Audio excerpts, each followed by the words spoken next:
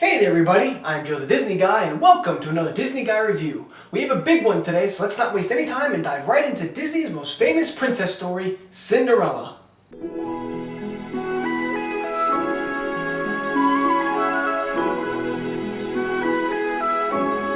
Way back in 1922, Disney's Laugh-O-Gram Studios released a short entitled Cinderella, a black and white silent animation short that followed the story of the classic fairy tale while giving it a modern twist.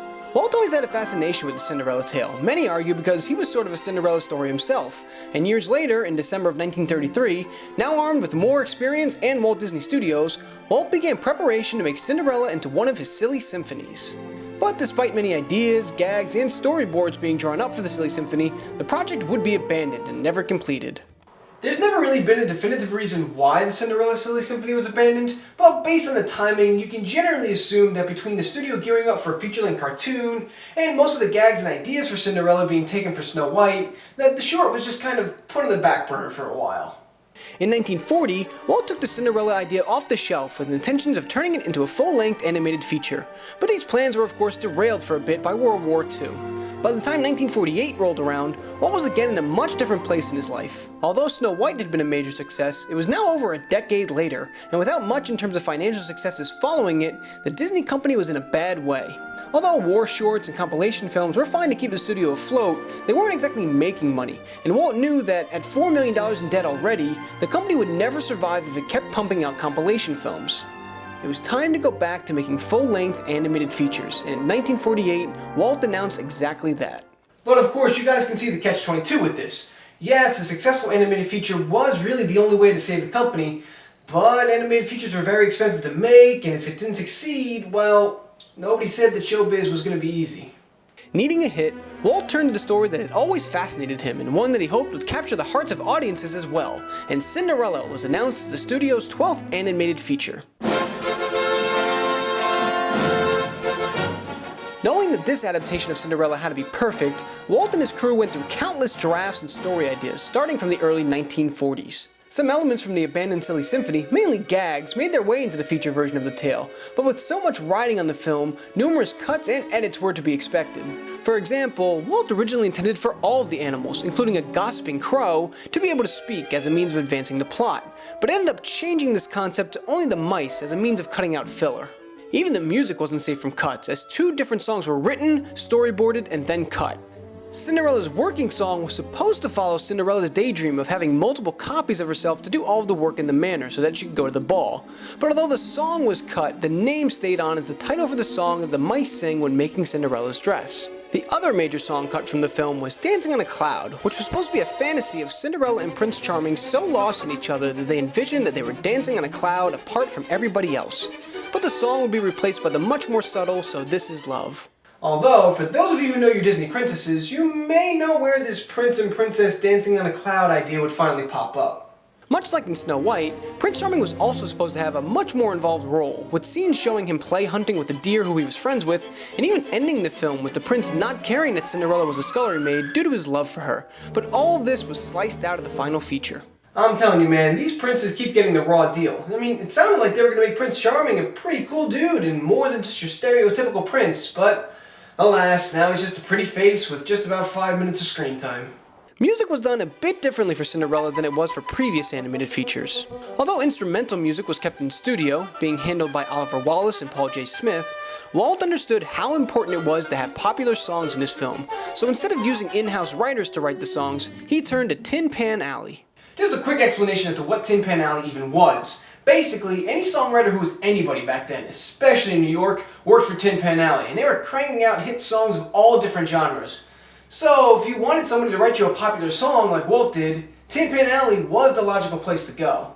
One Tin Pan Alley song in particular that caught Walt's ear was Chibaba Chibaba Chihuahua. I promise you, I'm not making that name up. And Walt asked for the writers of that song to be asked to participate in the film. So, songwriters Mac David, Jerry Livingston, and Al Hoffman were brought in and presented to Walt A Dream Is a Wish Your Heart Makes. Walt approved of the song and asked for a demo of it to be recorded for the animators. Meanwhile, the search for the perfect voice for Cinderella was underway. 392 actresses were reportedly turned away by Walt as he searched for the ideal fairy tale voice, before David, Livingston, and Hoffman returned with their demo to A Dream is a Wish Your Heart Makes, along with demos for So This Is Love and Bibbidi-Bobbidi-Boo. Singing the songs on the recording was friend of the songwriters and relative unknown Eileen Woods. Walt heard her voice on the recording and immediately asked for Woods to be brought in to audition for the part of Cinderella. 2 days later, Woods was offered and accepted the title role of Cinderella.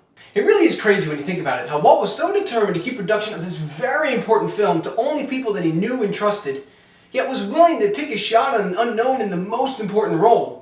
But I guess when Walt had a feeling about something, he was usually right, so who am I to argue? As for the other major speaking roles, Walt went with people who we knew, with radio actress Eleanor Audley voicing Lady Tremaine, Verna Felton returning to voice the fairy godmother, and the new voice of Mickey Mouse, Jamie McDonald, voicing Jack and Gus. Walt was taking no chances in the animation department either, naming his most trusted animators, who would come to be known as the 9 Old Men, to be directing animators for the different main characters, each based on their own strengths. For example, Mark Davis and Eric Larson collaborated on Cinderella to give her a mix of simplicity and sophistication, while Ward Kimball handled animation on Lucifer and the Mice, being much better at cartoony characters than lifelike ones. Really, this is a monumental moment in Disney history, as it was the first movie where the reins were really given over to the 9 Old Men, who of course would go on to become the core of Disney animation for years to come. The animation was done a bit differently for Cinderella than any other feature, however. Though rotoscoping techniques had been used for features as early as Snow White, with so much riding on the film and no margin for error, for the first time, Walt actually shot nearly the entire film, sets and all, with real live actors. The live-action film cells would then be blown up to the size of animation paper and given to the animators to use as reference. Naturally, the animators weren't too thrilled at the prospect of essentially tracing when they believed that they could animate just fine on their own, so most of them were given free rein to pick and choose where they wanted to rotoscope and where they could add their own enhancements and their own flair. That was, of course, except for Ward Kimball, who, because he was animating Cat and Mice, didn't exactly have any live-action footage to go off of. Because if Walt could train Cat and Mice to act on command, well, he'd be doing a lot more than making some animated features. Innovations didn't stop with animations, however. At the time, famous musician Les Paul had been experimenting with a process called overdubbing, which is where the same voice is recorded over and over singing different parts of the same song in harmony. Walt liked this idea and decided to try it with Eileen Woods singing Sing Sweet Nightingale, and the song, with a 3-part harmony all from Woods, would be included in the film. And you have to understand that nobody had really heard this technique before, so it was groundbreaking and quite frankly a little bit shocking to hear it at the time.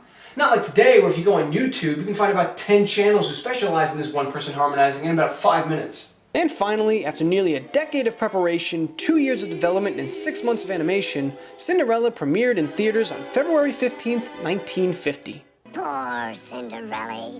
Every time she find a minute, that's the time when they begin it. Cinderella, Cinderella. So obviously, Cinderella is one of Disney's most popular and well-known features of all time, but is it also one of its best?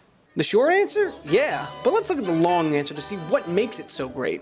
First and foremost, I have to say that after months of reviewing the segmented wartime era flicks, it really is comforting to see that big live-action book opening up. It's like that sign that things are finally back to normal, and for 1950s audiences who went years without a single story Disney feature, I'm sure the relief was even greater. But as for the film itself, it truly is the embodiment of perfection in a Disney movie. The animation is beautiful and lively, and when compared to Snow White, you can see the progress that the animators made on drawing humans. And yes, some of the progress and beautiful animation was aided by rotoscoping, but just look at these scenes. Look at the dynamic shadows and the lighting. Those aren't things that show up in real life. They were added in by the animators, and they really do add to the atmosphere, particularly for Lady Tremaine. In all reality, Lady Tremaine is, at her core, just a mean old lady with a combined about 15 to 20 minutes of screen time, and yet between the performance from Eleanor Audley and the magnificent way the animators presented her, she is as cruel, evil, and frankly scary as any other Disney villain out there. In all seriousness though, look at that glare and tell me you don't get at least a little bit afraid. Oh yes, and the tapestries, and the draperies. But I just finished. Do them again! Ah! The music is perfect as well. I think it's safe to say that Walt definitely got a return on his investment with Tin Pan Alley, because every single song in the movie is catchy and memorable. Usually there's a song or two that kind of falls by the wayside over time, but A Dream is a Wish Your Heart Makes, Cinderella's Working Song, Bibbidi-Bobbidi-Boo, all of them are still classics to this day. And I mean, let's just be honest with ourselves for a minute here. Bibbidi-Bobbidi-Boo is about 90% gibberish, and yet it's still one of Disney's most popular songs in its entire library because it's just so darn catchy. And I thought that the rest of the score was just as effective as the songs. The music set the changing moods perfectly, and the subtle callbacks to earlier songs and foreshadows to future songs I found brilliant. Take when Cinderella and Prince Charming are dancing for the first time, and all of a sudden, hints of "So This Is Love" show up in the score. It doesn't get any better than that. The story is fantastically told, too. The character of Cinderella, in a lot of ways, has a similar effect to what happened in Dumbo. She's treated so poorly by the other characters, and we see her suffering so much for so long that when she finally does get that breakthrough, when something good finally happens to her, we as the audience feel even more happy for her. I'd even argue that this is done even more effectively in Cinderella than in Dumbo, because Cinderella can talk, and we can see just how kind and caring of a character she really is. I also always found it interesting how Disney managed to not only sneak in the little side story among Lucifer the Cat and the Mice, but to interweave it with the main story so flawlessly that you almost don't even notice that it's a side story. Though I gotta say, I've always had three issues with the plot of Cinderella. 1, who names a cat Lucifer and doesn't expect it to be evil? 2, where the heck has this fairy godmother been the whole time? And 3, according to the movie, Prince Charming and Cinderella spent about 4 hours at the ball dancing together. And during this time, it didn't occur to either of them to, I don't know, exchange names? I mean, come on, Cinderella didn't even know it was the prince who she was dancing with the whole time. All joking aside though, Cinderella really is the quintessential Disney movie. And honestly, there's nothing I can say or talk about to do it justice. I barely even mentioned all the other great and interesting characters or even all the beautiful animation techniques that were used, which I think is why you need to watch this movie for yourself and experience it in your own way.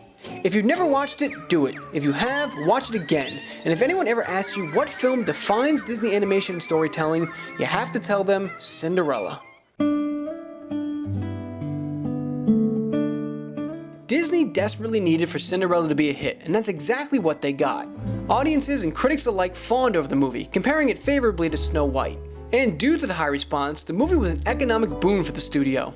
Cinderella cost the Disney studio $3 million to make, and domestically brought in $88 million.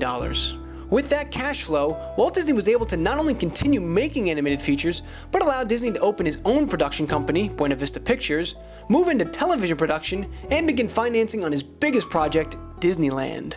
Really, when you factor in the amount of things that the success of Cinderella allowed the studio to do on top of the movie itself, it's not all that crazy to suggest that Cinderella is one of, if not the most influential movie in Disney's history. And it wasn't just the movie that was selling either. Merchandise was cranked out for Cinderella, and the movie's soundtrack, which was released by the newly created Walt Disney Music Company, specifically made in anticipation of Cinderella, sold 750,000 copies, putting it at #1 on the charts. Naturally, with all of this buzz, Cinderella was up for its fair share of awards, including Oscar nominations for Best Sound, Best Original Music, and Best Song with Bibbidi-Bobbidi-Boo, and it won a Golden Bear at the first Berlin International Film Festival. And honestly, I mean, who needs an Oscar when you can say you won a Golden Bear? That's just awesome. Cinderella was so popular that it was re-released 6 times, in 1957, 1965, 1973, 1981, 1987, and briefly in 2013. Today, a Sir Kenneth Branagh directed live-action remake of Cinderella is due for release in 2015, and the film is still remembered and celebrated for being one of the best and most magical in Disney's history. Heck, Walt Disney himself said that Cinderella's transformation scene was his favorite of any that the studio has ever animated. And coming from a guy who's created more memorable moments than nearly any other filmmaker in history, that's saying something. And to this day, Cinderella is still receiving praise, most recently being named by the American Film Institute as the #9 greatest animated film of all time. But even more telling than that is that of all of the countless retellings of the classic Cinderella fairy tale, it is still Disney's version that is the longest lasting and best remembered. All in all, Cinderella is nothing but a classic, both in terms of Disney animated features and in terms of film as a whole. Well guys, that about wraps it up for me this week. I hope you enjoyed, and let me know your thoughts on Cinderella down below. Make sure you subscribe to my channel, check out last week's video, next week's video, and of course be sure to check out the Disney Guy Review playlist. I'll see y'all next week.